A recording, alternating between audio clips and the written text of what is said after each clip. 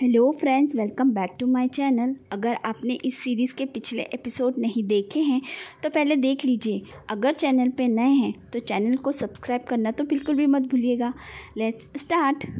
Episode की शुरुआत में जंगशान को होश आ जाता है। वो टेन्यू से बोलती है कि मेरा भाई कहाँ पर है, मुझे एहसास है कि वो यहीं पर था, मुझे उससे मिलना है।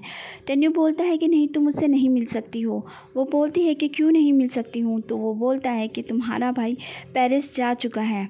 वो बोलती है कि नहीं, अगर वो जा रहा है तो मैं उसे रोकूंगी, मुझे लेके चलो। और वो उसके सामने मिन्नतें करने लगती है, गिड़गिड़ाने लगती है, भीख मांगने लग जाती है। वो उसे बहुत ज़्यादा बोल रही होती है तो टेन्यू से ये देखा नहीं जाता, इसलिए वो बाहर चला जाता है और दरवाजे पर खड़ा हो जाता है। दरवाज़ा बंद करके वहीं खड़ा हो जाता है। जंगशान दरवाजे खोलने के लिए उसे बोलती है, बहुत ही ज़्यादा चिल्लाती है, मुझे अपने भाई के पास जाना है। लेकिन टेन्यू दरवाज़ा नहीं खोलता है, वो वहीं पर बेहोश होकर गिर जाती है। टेन्यू अंदर जाता है और उसे संभालता है तो उसका काफ़ी सारा खून निकल गया होता है। डॉक्टर वहाँ पर आते हैं और बताते हैं कि जंगशान का काफ़ी खून बह गया है, तो अब उसे खून चढ़ाना पड़ेगा और उसका ब्लड थोड़ा रेयर है, तो ये हमारे हॉस्पिटल में अवेलेबल नहीं है। अगर उसके कोई रिश्तेदार हैं तो प्लीज़ आप उन्हें बुला दीजिए ताकि उनको ब्लड मिल सके। ये सुनते ही टेन्यू वहाँ से भागकर जाता है और तेज़ी से गाड़ी चलाता हुआ एयरपोर्ट पहुँच जाता है और वहाँ से लंगशान को लेकर आ जाता है। लंगशान अपना ब्लड टेस्ट करवाता है लेकिन उसका ब्लड भी मैच नहीं कर रहा होता है। सारे लोग काफ़ी परेशान होते हैं। तभी एक बैंक से फ़ोन आ जाता है, इस ग्रुप का ब्लड है। तब जाकर टेन्यू की सांस में सांस आती है। अब जंगशान काफ़ी बेहतर महसूस कर रही होती है। जब उसे दोबारा होश आता है तो उसके सामने लंगशान बैठा हुआ होता है। उसे देखकर उसके मुंह से कुछ भी नहीं निकल रहा होता है, बस वो उसे देखे ही जा रही होती है और काफ़ी देर तक दोनों एक दूसरे को ही देख रहे होते हैं। यहाँ पर उसके चेहरे पर एक सुकून होता है कि उसका भाई वहाँ पर है। डॉक्टर लू जो होते हैं वहाँ पर आते हैं और लंगशान से कहते हैं कि तुम्हारी भी तबीयत इतनी अच्छी नहीं है तो तुम्हें अब आराम कर लेना चाहिए, तुम काफ़ी देर से यहाँ पर हो। ये सुनकर लंगशान वापस मिलने की बोलकर वहाँ से चला जाता है। डॉक्टर लू जो है जंगशान को बताते हैं कि टेन्यू ने किस तरह उसके भाई को यहाँ पर लेकर आया था। ये सुनकर वो टेन्यू को और ज़्यादा मिस करने लग जाती है। टेन्यू उसके पास आता है और उसे खाना खिलाता है। वो बहुत खुश होती है। उसकी खुशी को देखकर टेन्यू भी बहुत ज़्यादा खुश होता है। अब दोनों भाई बहन जो होते हैं गार्डन में घूम रहे होते हैं। दोनों एक दूसरे से अपने बचपन की बातें करते हैं तो उन्हें ध्यान आता है कि सर्दियों के मौसम में गाँव जाने का प्रॉमिस किया था, तो दोनों निकल जाते हैं।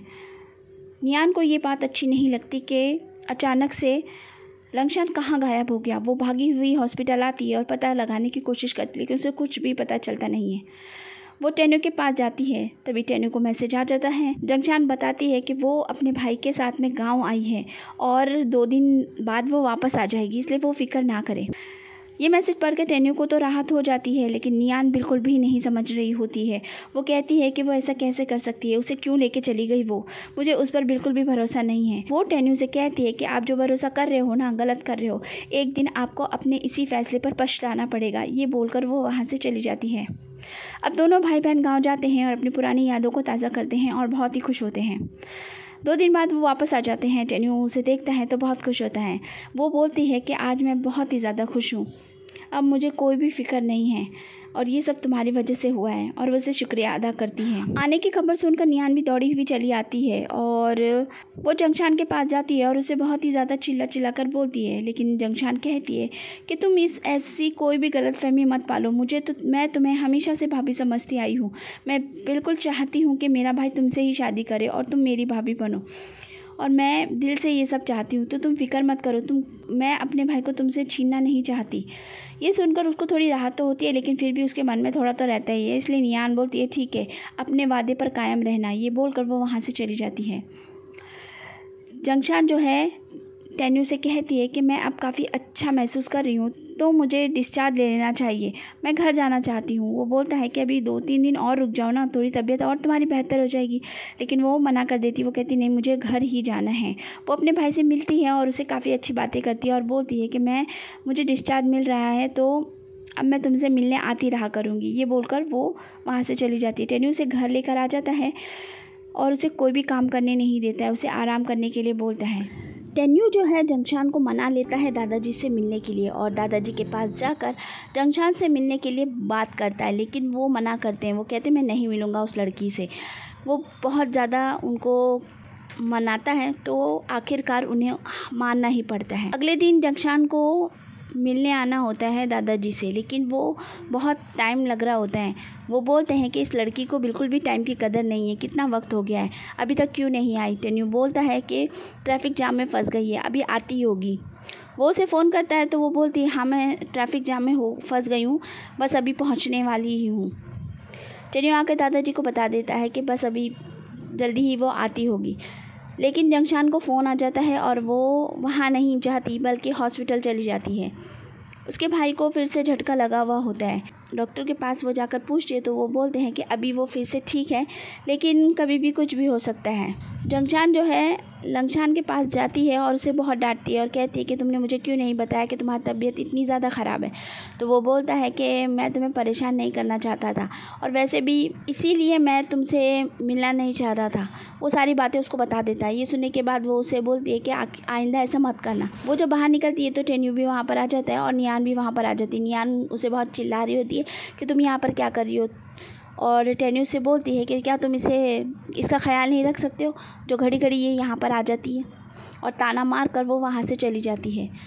ये सुनकर बेचारी जंगशान उसे कुछ भी नहीं बोलती है और जाकर बैठ जाती है। टेन्यू उसके पास बैठा हुआ होता है तो वो बोलती है कि मुझे माफ़ कर दो, मैं वहाँ दादाजी से मिलने नहीं जा सकी। वो बोलता है कि मैं सब समझता हूँ, तुम्हारे लिए ज़्यादा ज़रूरी जो था तुमने वही किया, मुझे सब समझ में आता है, इसलिए परेशान मत हो, मैं समझा दूंगा दादाजी को। वो बोलती है कि शादी कर लेते हैं। तो वो बोलता है कि अपने फ़ैसले पर अगर तुम्हें पक्का यकीन हो और तुम पीछे ना हटो तो ज़रूर कर लेंगे। ये सुनकर वो चौंक जाती है और परेशान हो जाती है। आगे हमें दिखाते हैं कि वो भी होती है और शराब पी रही होती है। वो बेचारा बहुत ही ज़्यादा परेशान हो जाता है और उसे ढूंढ रहा होता है। आखिर वो फ़ोन उठा लेती है।